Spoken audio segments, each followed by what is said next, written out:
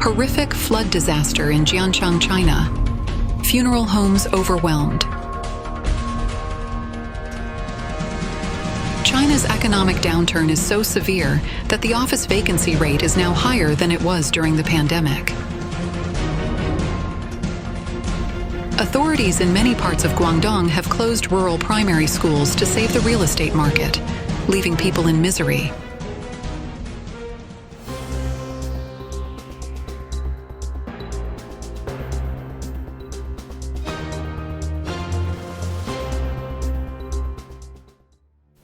On August 20th, a severe flood occurred in Jianchang County, Liaoning Province. Some netizens revealed that all reservoirs were at maximum capacity, with gates fully open that day. A total of 28 towns and villages in 2 counties were affected, involving about 400 villages and dozens of reservoirs. Some netizens also reported that only a few people remained in several villages, while some villages were completely deserted.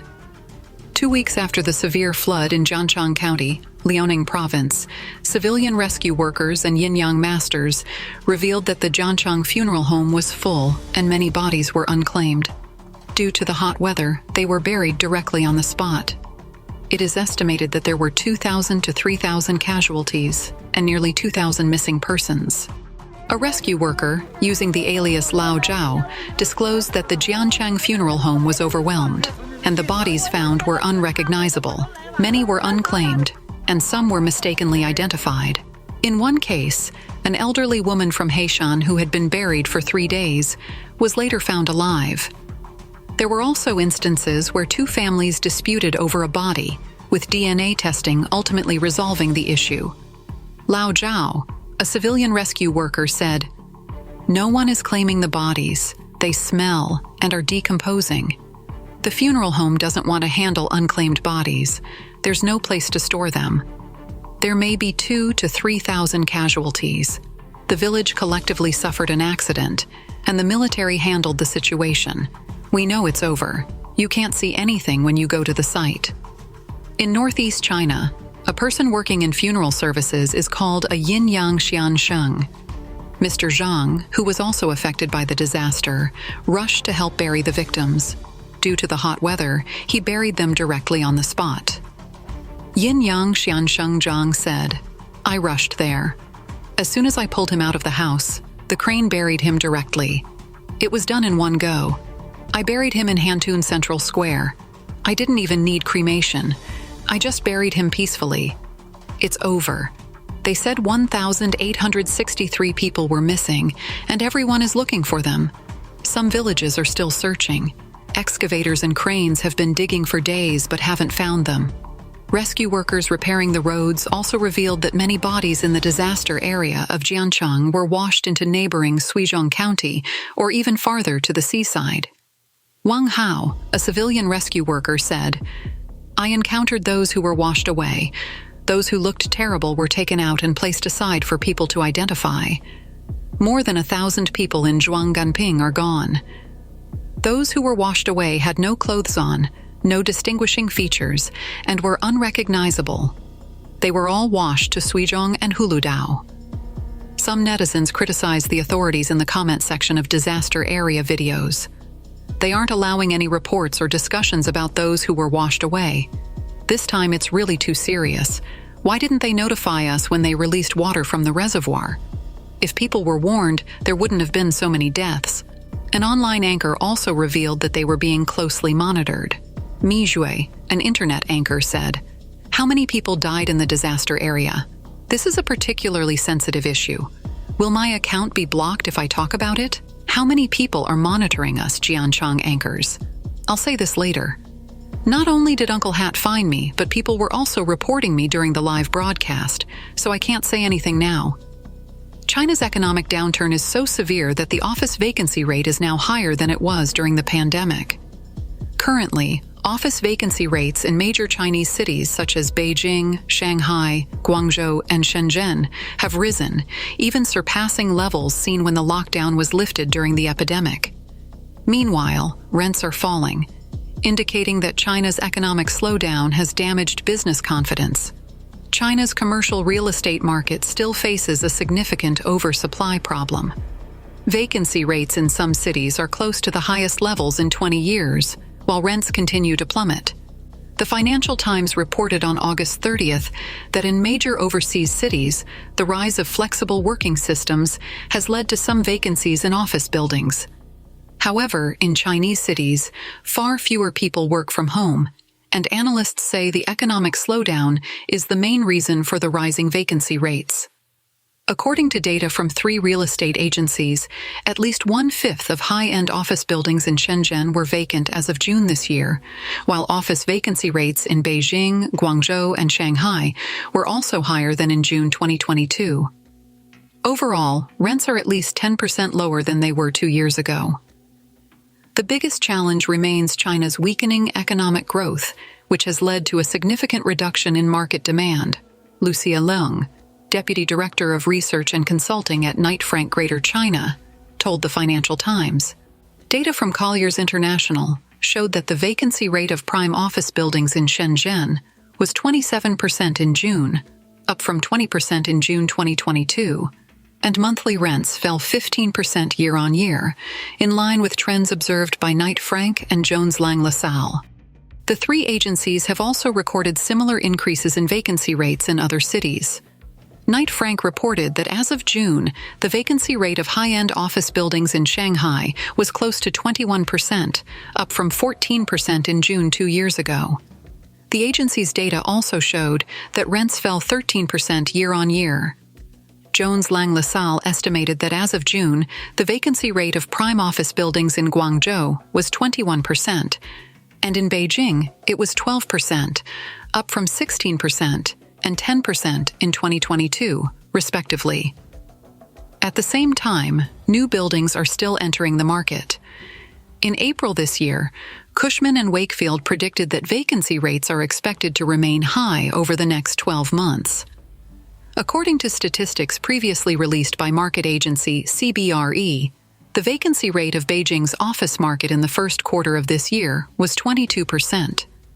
Some buildings in Shanghai's Dahongqiao and North Bund areas, where office buildings are concentrated, have vacancy rates as high as 50%. Shenzhen has the highest vacancy rate. In the first quarter of this year, the vacancy rate of Grade A office buildings in Shenzhen continued to rise to 27.0%. In the first quarter of this year, the vacancy rate in Guangzhou increased by 1.0 percentage point month-on-month to 17%. Authorities in many parts of Guangdong have closed rural primary schools to save the real estate market, leaving people in misery. It has been reported online that many rural primary schools in Zhaoqing and Heiwan, Guangdong, have been closed, prompting children and parents to gather in protest for several days. Farmers complained that the authorities' move was intended to force them to move to the city and buy houses. Schools in mainland China are set to open in September, but many primary school students in Zhaoqing and Heiwan have no schools to attend, leading parents and children to gather in defense of their rights. The independent media outlet Yesterday, which focuses on mass incidents in mainland China, released a video report indicating that authorities in Zhaoqing and Heiwan closed rural primary schools under the pretext that the quality of teaching in the city is better, forcing rural left-behind children to attend city schools, thereby increasing the burden on farmers. On September 1st and 2nd, students and parents from at least 3 primary schools held protests. In Huaiji County, Zhaoqing, villagers and students at the Genji Teaching Point held rallies for 2 consecutive days, September 1st and 2nd, protesting the local authorities' closure of the school and demanding that it be reopened.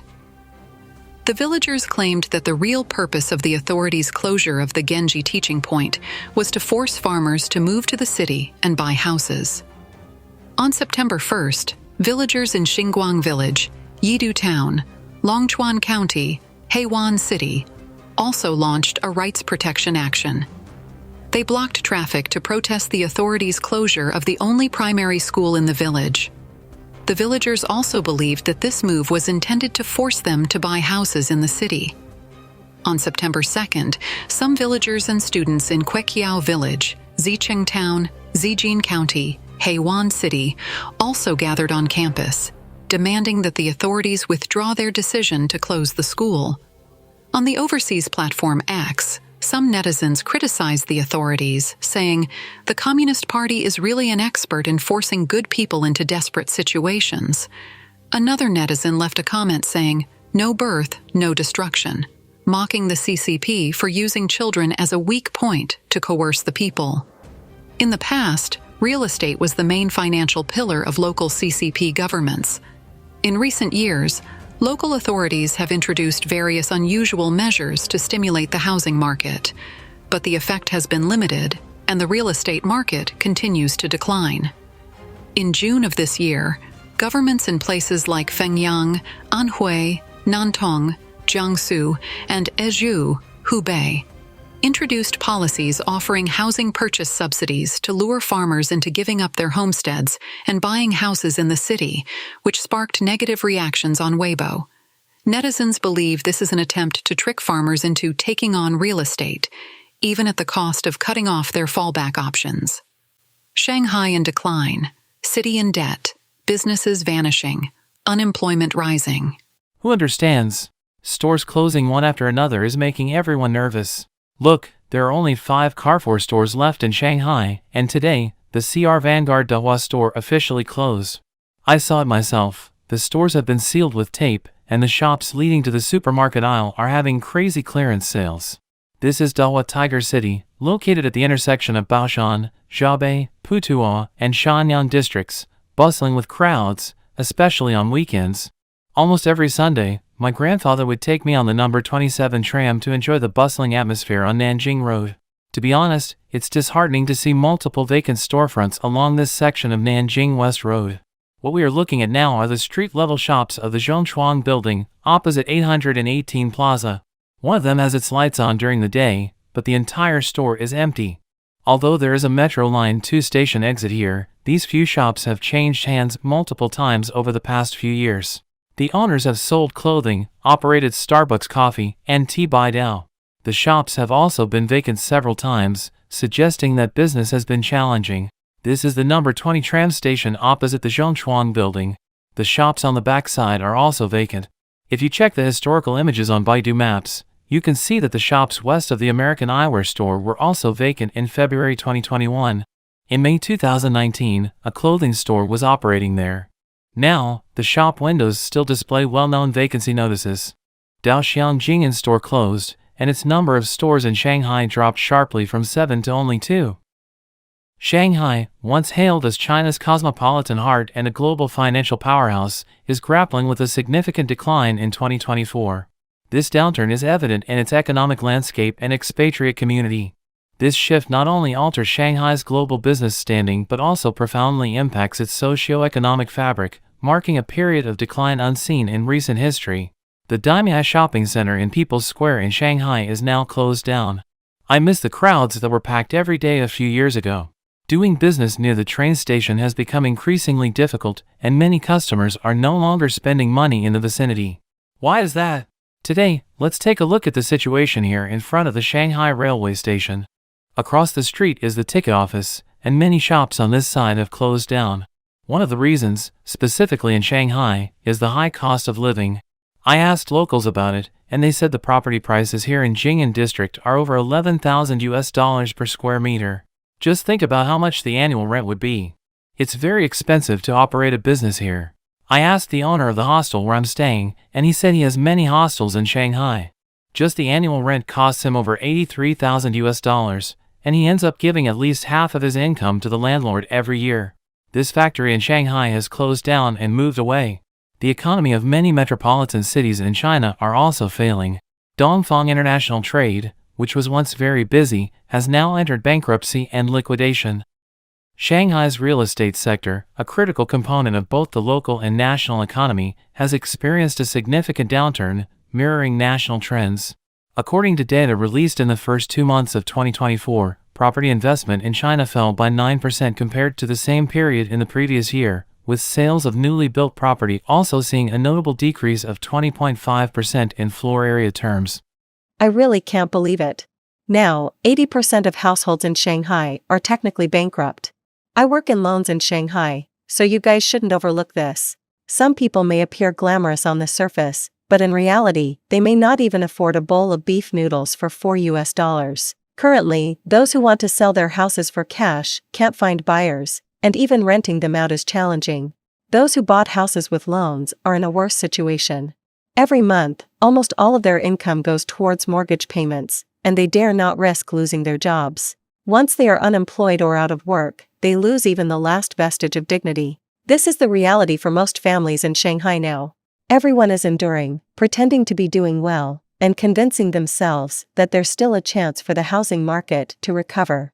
However, I think Shanghai's property prices will enter a long period of decline, making it difficult to recover. What do you think? It's been a while since anyone's had late-night snacks, hasn't it? Take a look around. I'm currently filming on the street, and all these shops can't stay open anymore. There are fewer and fewer people ordering takeaway, which means businesses are closing up early. And now, with no orders, we're just wandering the streets. Just earlier, I showed you a place that's constantly for rent. Now, there are so many closed shops along the roadside. I'm currently in Xinjiang, Shanghai. Orders are scarce here. Let me turn left and show you the shops along the street. When was the last time you had late-night snacks? You can comment below. Orders in the evening are really pitiful. You can't get any at all. Seriously, no orders to be had. You can't even see any delivery guys on the street. Most of the eateries along this street have closed down. They open fast and close fast. Take a look at how many shops have closed here. The losses are endless, especially for those without any restaurant experience. They open a shop here and it closes within 2 or 3 months. Then they switch to another one. This downturn is part of a longer trend of cooling in the property market, exacerbated by a prior regulatory crackdown on developer leverage, leading to a liquidity crisis within the sector. While government efforts to arrest this downturn have been reported, the effectiveness of these efforts remains to be fully seen, with analysts cautious about declaring an end to the property sector's woes. In the past, job applications would be followed by numerous interview calls, but now, even after applying for months, there may be no response at all. Moreover, the rental market in Shanghai has also declined. A real estate consultant in Shanghai stated that there have been no new tenants in the past few months, and many existing clients have downgraded their rental preferences. Some netizens have even noticed that many shops near the Hongkou Football Stadium metro station have closed down, although others suggest that this may be due to demolition and relocation. Regardless, for ordinary workers, job opportunities are becoming increasingly scarce, while those with actual resources remain unaffected. As China's economic center, Shanghai should not be experiencing such a situation. It is hoped that the government will take measures to ensure employment and livelihood for the common people. The worst city center in Zhangjiang, the once most prosperous shopping mall, is now closed. What has happened in the past few years? The once lively pedestrian streets are now all closed. Why is this happening? What caused this? It is truly difficult to imagine that Sichuan North Road has now fallen into such a state of decline. The once bustling Jianchang cinema, which attracted thousands during its heyday, has now been transformed into a small grocery market, frequented only occasionally by elderly residents from the surrounding area. The 4 major department stores, Spring Department Store, 7th Department Store, Fuhai Mall, and Dongbao Department Store have all closed down. The West Lake Restaurant, once a state-owned establishment that was always fully booked, now only consists of an old building. Xipu Road Clothing Market, once considered the wardrobe of Shanghai residents, now sees more than half of its street-facing shops on the first floor closed, and the same goes for the internal stalls.